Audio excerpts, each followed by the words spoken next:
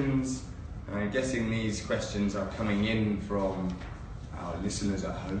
So how about using my academic words in the speaking test? Does it make me get a higher score? Mình đã nhận được một số câu hỏi từ phía các bạn ở bên dưới và đây sẽ là câu hỏi đầu tiên mà thầy sẽ trả lời cho các bạn. Thầy vừa nhắc đến câu hỏi của bạn là mình có nên sử dụng nhiều từ ngữ học thuật ở trong phần bài nói của mình không? Và điều ấy có giúp mình có được điểm cao hơn không? Right, okay. They can in the right place. So think about speaking though. Think about production skills, speaking and writing. So they are very different. They do have different levels of formality inside each one. So you have more formal writing and less formal writing. And you have more formal speaking and you have less formal speaking. The IELTS test is really there as a way of, again, those four things: cohesion and coherence, pronunciation and grammatical range and accuracy, and lexical resources, the words. So really this comes into the lexical resource part. But if somebody asks you where do you live in part one of an IELTS speaking test, and you try and use every academic word you know to try and answer, do you like sport? It's not natural, so that's not the time to use it. In part two, again, it's generally a question about something personal to you for your long term. Yeah, that there are opportunities within that, more for connectors and linking language. But again, it's something personal, it's something about yourself, and we don't really use academic language when we talk about ourselves. So it's in part three. Part three is those deeper questions, the extension of the topic in part two, where you might be asked to compare and contrast, or discuss, or what's your opinion about, or explain, those types of question words. And yeah, that's really where it's more appropriate. But yeah, make it appropriate. If you won't always use academic language in every spoken sentence that you say. So my answer really is yes, it can in part three, but if you use academic language too much in an IELTS speaking test, it's not natural, and that will actually then reduce that score. Okay. Một câu hỏi rất là thú vị ạ, tức là các bạn muốn sử dụng những từ ngữ học thuật ở trong bài thi nói của mình để được giám khảo đánh giá cao hơn. Tuy nhiên câu trả lời của thầy là đúng là nó có thể giúp giám khảo đánh giá khả năng sử dụng vốn từ của bạn cao hơn, nhưng phải ở đúng chỗ ạ.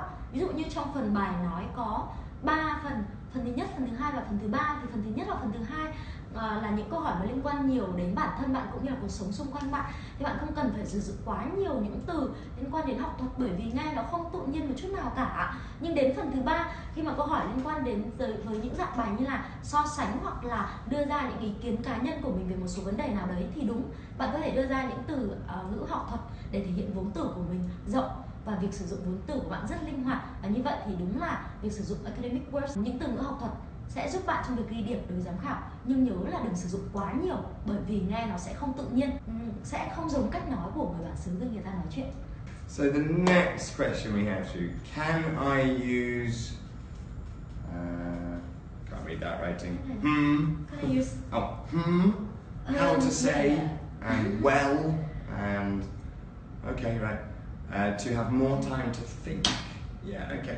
Is it okay, or will I lose points? So, can I use how to say, well, to have more time? Okay, is that right? Câu hỏi thứ hai chúng mình nhận được, bạn ấy hỏi là trong bài thi nói thì chúng mình có thể dùng những cụm từ dạng như là well, how to say about that, tức là những cụm từ mà sẽ giúp bạn kéo dài thời gian, giúp bạn suy nghĩ, giúp bạn có nhiều thêm cơ hội để nghĩ về những ý tưởng trả lời chẳng hạn. Và bạn ấy hỏi rằng như thế thì có làm tôi bị mất điểm trong bài thi nói hay không? And the answer is kind of yes, you can, and you won't no, they don't really mean that they do lose points. I think it is an acceptable thing. it's a natural thing as well. People do it naturally, in every language. This one, all languages have these little things that give the speaker more time to think. Yes. But yeah, that's mine. So that's another one I do. Try not to use them too often. I would say that if you do it all of the time, then it breaks fluency, and again, it's a bit unnatural. Try and vary it. So let me think. Well, so. And there are others, but when you do your recording yourself, this is one area you could focus on. What do I use? What are the little things I say to fill time while I think? And if you always just say the same one again and again and again, yeah, understand it, be aware of it, and try and vary it. It's all language, so it's okay. It's okay to use. Okay, it's okay sometimes. Sometimes, yeah. Not always. Câu trả lời của thầy là những cụm từ mà các bạn đưa ra, ví dụ như là how to say, well, let me think about it. Những thứ như vậy nghe rất là tự nhiên, ngay cả đối với người bản xứ, tức là mọi ngôn ngữ thì đều có những từ diễn tả như vậy. Tuy nhiên thì các bạn không nên sử dụng nó quá thường xuyên, nó làm mất đi sự trôi chảy trong phần bài nói của các bạn. Cũng như khi bạn sử dụng quá thường xuyên thì gần như giám khảo sẽ cảm nhận là bạn không ý thức được phần trả lời của mình, hoặc không hiểu rõ lắm câu hỏi chẳng hạn. Và như vậy chính là những thời điểm mà các bạn sẽ mất điểm đấy ạ. Các bạn chỉ nên sử dụng thỉnh thoảng thôi ạ. Có nghĩa là nó sẽ làm cho bài nói của các bạn, đúng là thứ nhất các bạn có thêm thời gian suy nghĩ, thứ hai là nghe nó cũng có vẻ tự nhiên, nhưng nếu bạn sử dụng quá nhiều nó sẽ phản tác dụng. Okay, so we've had a couple of questions come in about part 2. So the first question is, should I talk for the total of 2 minutes in part 2? Câu hỏi tiếp theo, thầy muốn trả lời cho các bạn là những câu hỏi mà chúng mình nhận được trong phần bài nói 2. Câu hỏi thứ nhất là mình có nên sử dụng hết hẳn 2 phút trong phần nói thứ 2 không? So the answer is you don't have to. That there is no specific penalty if you don't. However, the interviewer, your examiner, will probably try and prompt you to keep going, to provide more. You should really go for a minimum of a minute and a half. I would really go for that. If you have that extra 30 seconds and you think that you can use it to get more language, to show a wider range of grammar, to show some more collocations, or the time's there, so don't lose the time. So yeah, no major problem if you don't go exactly 2 minutes, but try and do it. Practice time speaking, practice getting used to speaking for between 90 seconds and 2 minutes consistently, so that you feel comfortable with that amount of time. Okay. Câu trả lời của thầy về việc là bạn có nên sử dụng hoàn toàn 2 phút để trả lời trong phần thứ 2 không? Đúng là người ta sẽ không có một phần điểm rõ ràng để phạt bạn nếu như bạn không nói đủ 2 phút. Tuy nhiên thì bạn nên chuẩn bị trước những cái phần nói ở nhà. Ví dụ như bạn nên luyện tập để làm sao nói trong vòng 2 phút với đầy đủ ý tưởng mình đưa ra, không bị quá ngắn cũng không bị quá dài. Đúng là giám khảo sẽ, khi mà bạn chưa nói đủ 2 phút thì giám khảo sẽ đưa ra những ý kiến hoặc là nhắc nhở các bạn để các bạn keep going bài nói của mình để làm sao cho hoàn thiện. Nhưng bạn nên có phần chuẩn bị trước để khi tham dự ở bài thi thật bạn không bị bối rối. Bạn nên tận dụng hết phần nói của mình để thể hiện được tất cả những gì mình có, những vốn mình có. Okay, and then the other question that came in for part 2 is, could I ask for a change of topic in part 2? So, for example, to talk about your mobile phone, where did you buy it, when do you use it, would you recommend it? And you just don't want to talk about your mobile phone. Can I talk about the last holiday I went on? No, that's not advised. If you don't like the topic, if it's because you just don't like it, I hate phones, you can use that in your answer. But the topic is phones, and you really should do your best to stick to it. If it's that you don't know anything about it, I don't have a phone, for example. Generally the advice is that, one, you probably know enough about a telephone that you could kind of make a story up about a phone. I've got an iPhone.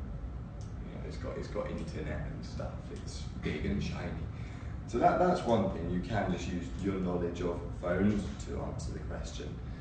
If it's that, I wouldn't really say I don't know anything about phones. Can I talk about something else? No, I would generally say try and answer the topic. Stick to the topic. If you hate the topic, you're allowed to say that in your answer. Remember what they're marking you on. Cohesion and coherence, lexical resource, pronunciation, grammatical range and accuracy.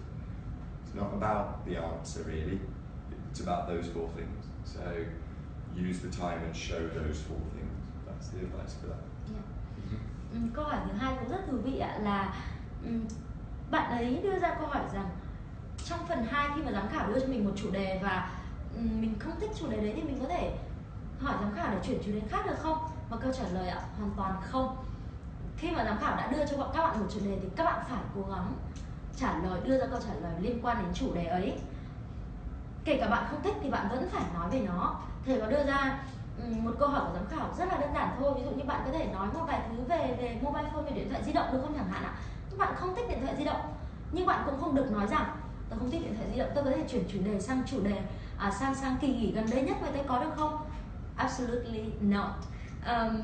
Nếu như bạn không có một chút ý tưởng gì về phần nói về điện thoại di động chẳng hạn thì bạn cũng nên cố gắng nghĩ ra một câu chuyện trong đầu liên quan đến và thể hiện ra. Mình có 4 tiêu chí đánh giá, như là về ngữ pháp, như là về từ vựng, về phát âm và ngữ pháp, từ vựng, phát âm và về sự trôi chảy mạch lạc trong bài nói, và cố gắng thể hiện những tiêu chí ấy trong câu chuyện của bạn. Ví dụ như bạn không có điện thoại, bạn không có gì để nói về phần điện thoại của mình, không biết mua nó ở đâu, rồi không biết sử dụng nó như thế nào, có nên gợi ý cho bạn bè không, thì bạn hãy nghĩ một câu chuyện ví dụ như về một chiếc iPhone rất nổi tiếng chẳng hạn, lấy câu chuyện này trên internet và cover make up cái nội dung đấy liên quan đến phần câu hỏi của giám khảo. Đấy chính là gợi ý của thầy. Tuy nhiên thì mình luôn luôn nên có sự chuẩn bị để có thể trả lời bất kỳ ý nào mà giám khảo đưa ra. Đấy sẽ là sự chuẩn bị tốt nhất. Okay, so we've had some other ones. I've got one written only in Vietnamese here, so I'll have to ask you then to help me with that one. Câu hỏi với nội dung là khi thi IELTS, tất cả các kỹ năng của em đều được 6.5 đến 7. Chỉ có speaking là được 5.5 và giáo viên nói em rất thiếu ý tưởng khi làm bài thi. Vậy em làm thế nào để cải thiện? So this is where things like talking buddies, coming back to that talking buddies thing. Now, I won't say them off the top of my head, it's quite difficult to just remember all of them, but there are certain topics which just often come up in IELTS. Some clever Google searching, or to ask the instructors when we've got a bit more time. But you know, part 1, your home or your hometown, your family, work or study, they always come up in some form. Travel, food, they're common ones. With part 2, that's where it can then go a bit broader. I mean, there are lots of little personal ones for part 1, but they're quite short. You don't really need to develop a lot of ideas. Not really, and it's about you.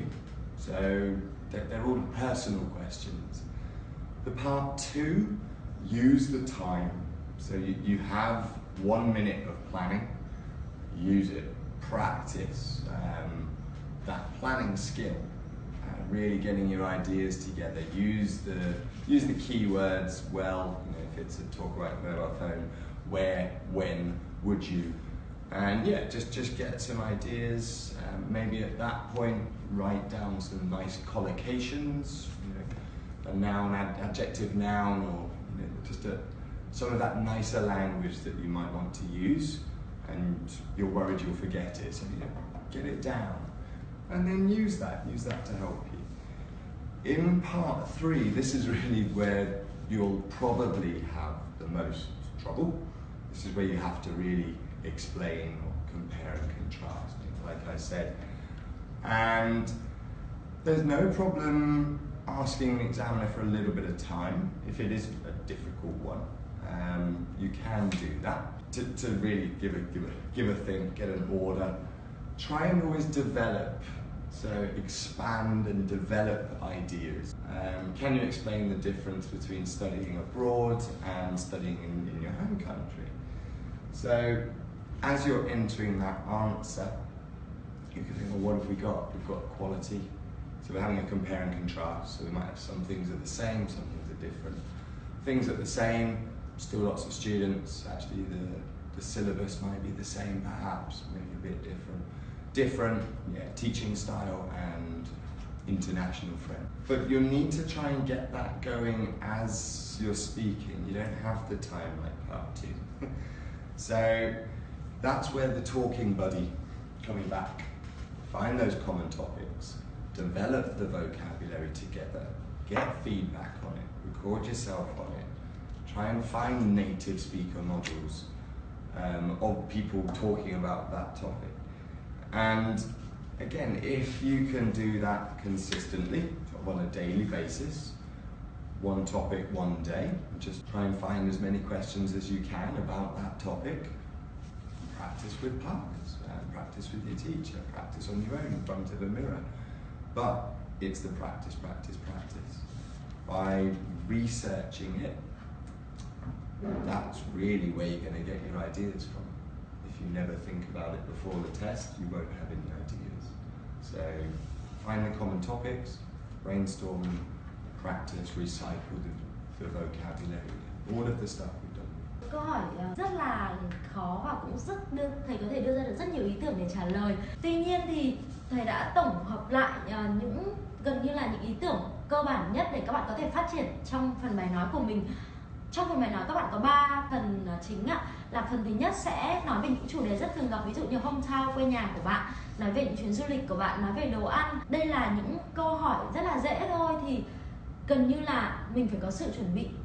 Rõ ràng đây là những câu hỏi mà chắc chắn là bạn sẽ gặp ở trong phần 1 và đừng để mất điểm vì những câu hỏi dễ như vậy.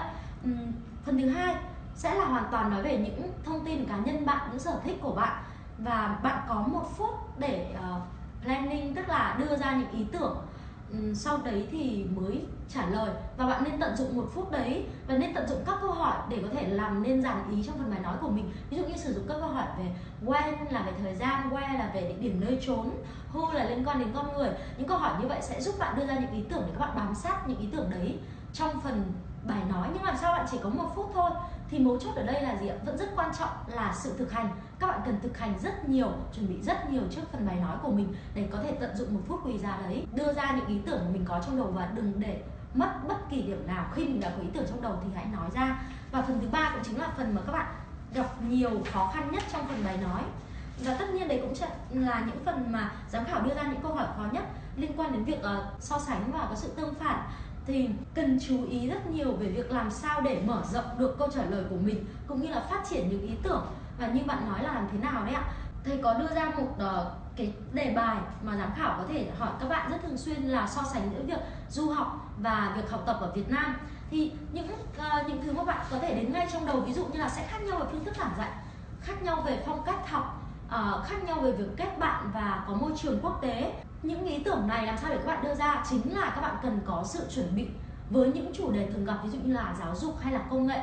Những chủ đề thường gặp nhất các bạn nên có sự chuẩn bị rất là rõ ràng để có những vốn từ mình phát triển ra. Như thầy đã nói ngay từ đầu, mình nên xây dựng ra những câu chuyện để mình có thể recycling topic và mình phát triển những ý tưởng sao cho nhuần nhuyễn, nhận lại feedback từ phía bạn bè mình, hoặc là recording yourself. Thầy đã lặp đi lặp lại rất nhiều là mình nên tự ghi lại những phần câu trả lời mình đưa ra, tự sửa lại những lỗi sai, tự fix lại những phần mà mình chưa trôi chảy, những phần mà mình dùng sai từ. Và tốt nhất là bạn có thể luyện tập ít nhất là 1 lần 1 ngày. Với sự thường xuyên như vậy, với sự lặp đi lặp lại các topic, những topic thường gặp, những chủ đề thường gặp trong bài nói thì cũng chỉ có từng đấy thứ. Và các bạn nếu hàng ngày các bạn lặp đi lặp lại, ngoài việc là các bạn nhuần nhuyễn trong việc sử dụng những vốn từ mình có, các bạn còn có thể mở rộng thêm, thu thập thêm được rất nhiều từ mới, và như vậy sẽ giúp các bạn rất nhiều trong việc là không gặp bối rối, cũng như đưa ra được ngay lập tức các câu trả lời khi giám khảo đưa ra. Bởi vì phần 3 các bạn tuy là một phần câu hỏi rất khó nhưng các bạn không có nhiều thời gian để planning, cũng như là không có những cái lúc như là 1 phút mình nói trong bài 2 để mà đưa ra các câu trả lời, những câu hỏi liên quan. Các bạn cần tận dụng và lấy ra được ngay lập tức ý tưởng trong đầu, nói ra với giám khảo. Mấu chốt ở đây chính là việc luyện tập. Và việc luyện tập thì thầy đã đưa ra những phương thức ngay từ đầu để các bạn có thể tận dụng.